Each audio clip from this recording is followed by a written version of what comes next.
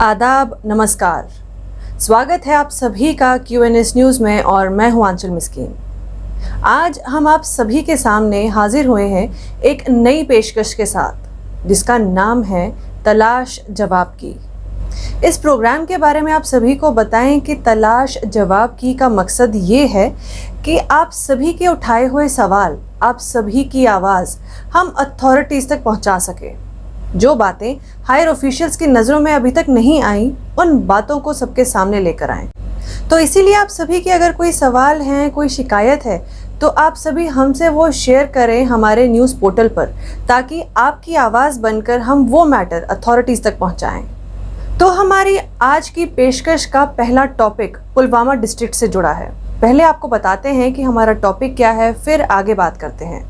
पुलवामा के रहमू और इसके आसपास के इलाके के रहने वाले लोग अपनी शिकायत लेकर सामने आए कि आए दिन लोग इसी इलाके के रमशी नाले के पास मरी हुई भेड़ें फेंकते हैं, जिस वजह से उस इलाके में लगातार गंदी बदबू बनी रहती है।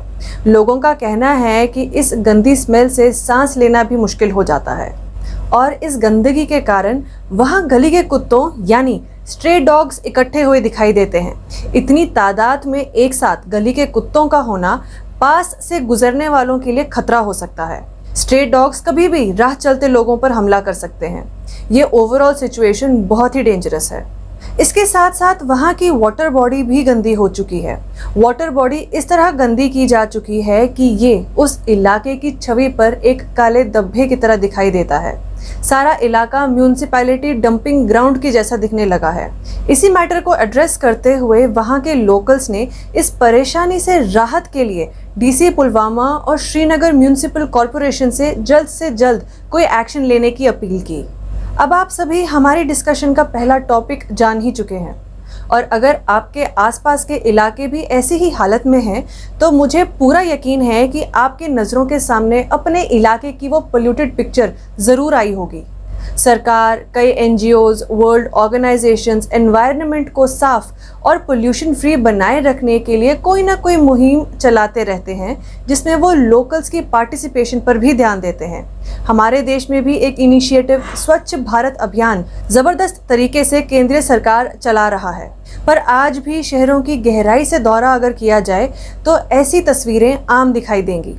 अब किसी इनिशिएटिव के बिल्कुल उलट खबरें सामने आती हैं तो मन में कई सवाल उठते हैं, जिनके जवाब की खोज में हम ऐसे मुद्दे सामने लेके आते हैं। तो यहाँ सवाल ये उठता है कि जब स्वच्छ भारत जैसा इनिशिएटिव इतने ज़ोरों से चल रहा है तो वो लागू कहाँ हो रहा है? सिर्फ चंद इलाकों में? शहर के ऐसे अंदर के इलाके क्यों नेग्लेक्टेड है? अपॉइंटेड ऑफिशियल्स का क्या रुख है इस गंदगी को लेके?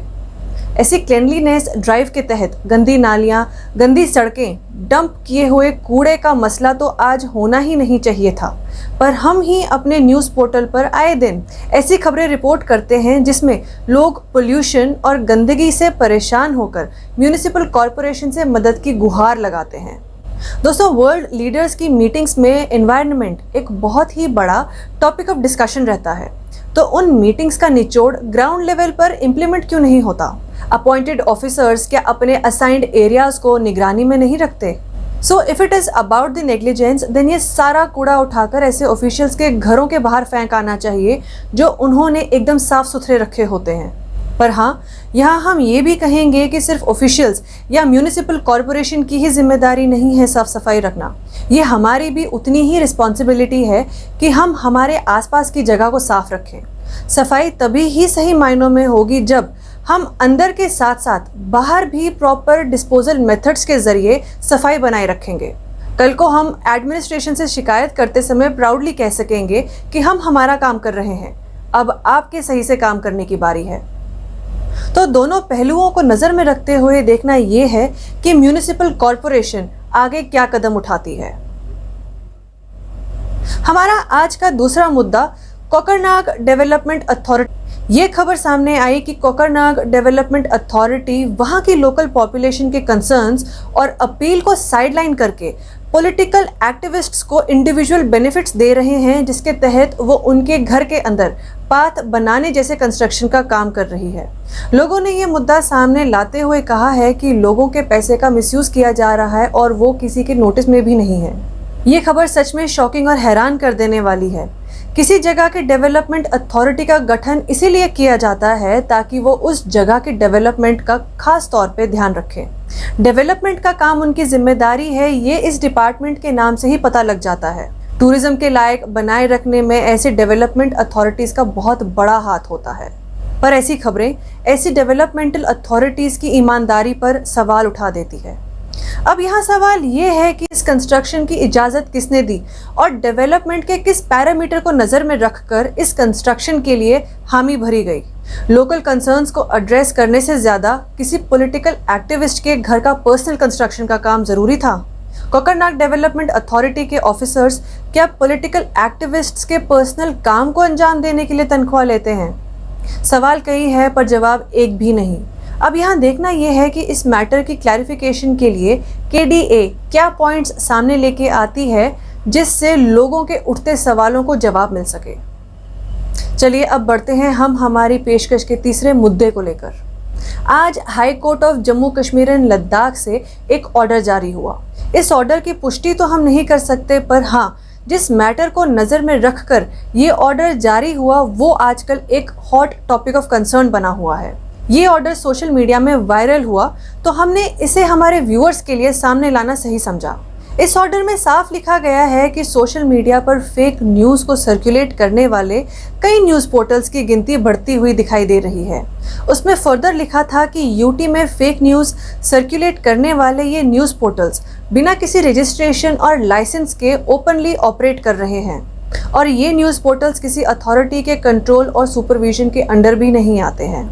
तो हाई कोर्ट ने रिस्पांस के लिए नोटिफिकेशन जारी किया कि बताया जाए कि किसकी परमिशन से ये न्यूज़ पोर्टल्स काम कर रहे हैं और क्या कोई एजेंसी इन न्यूज़ पोर्टल्स के खबरों का कंटेंट चेक और एग्जामिन कर रही है या नहीं।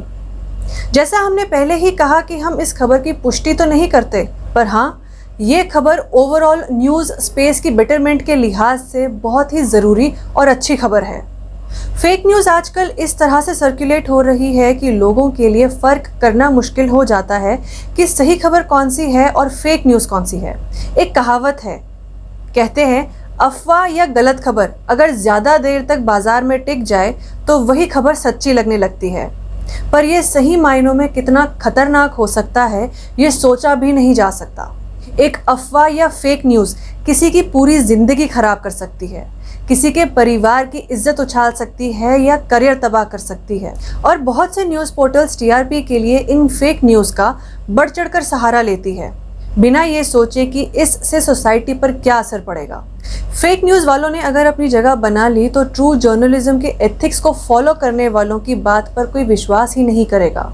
ईमानदारी से जो आप तक सही खबरें लाएगा वो झूठी मानी जाएंगी और जब तक सच्चाई साबित होगी तब तक काफ़ी हद तक नुकसान हो चुका होगा।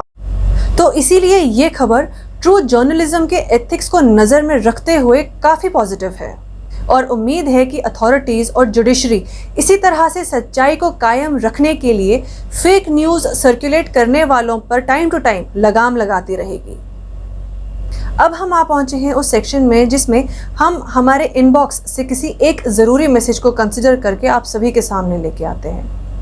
आज हमारे इनबॉक्स में कुछ तस्वीरें आईं जिसको लेकर मैसेज भेजने वाले ने सवाल उठाते हुए कहा कि ये खैबर रिजॉर्ट के पीछे गुलमर्ग फॉरेस्ट एरिया है, तो इस फॉरेस्ट एरिया के इन पेड़ों को क्या हुआ, इनकी हालत ऐसी क्यों है, क्यों ये बाकी पेड़ों जैसे नहीं दिख रहे, ये नेचुरल कंडीशन है या किसी की हरकत है ये, अगर ये नेचुरल नहीं है तो ये कौन नेचर के साथ छेड़छाड़ कर रहा है। दोस्तों, इन तस्वीरों को देखकर वाकई में ये सारे सवाल मन में आते हैं। कोई नहीं चाहेगा कि जिस खूबसूरती पे दुनिया दीवानी है उस खूबसूरती पर इस तरह से कोई दाग लगा दे। जवाब के लिए सबकी नज़रें अब गुलमर्ग डेवलपमेंट अथॉरिटी पर टिकी है कि आखिर इसके पीछे का रीज़न क्या है। अब देखना यह है कि ये बात पता लगने पर गुलमर्ग डेवलपमेंट अथॉरिटी कब तक हरकत में आकर इन्वेस्टिगेशन शुरू करती है और इन सवालों के जवाब देती है। तो इसी बात के साथ हमारी नई पेशकश तलाश जवाब की में सिर्फ इतना ही। हम फिर हाजिर होंगे ऐसे ही कुछ मुद्दे लेकर, पर जाने से पहले हम हमारे सभी व्यूअर्स से ये कहना चाहते हैं कि अगर हमसे कोई पॉइंट छूट गया हो या इन मुद्दों पर आपकी अपनी कोई राय हो तो आप सभी कमेंट बॉक्स पर जाकर हमसे शेयर कर सकते हैं। आफ्टर ऑल कोई भी काम कम्युनिटी पार्टिसिपेशन से ही सक्सेसफुल हो सकता है। अब आप सभी मुझे दीजिए इजाज़त और आप बने रहिए QNS न्यूज़ के साथ। नमस्कार।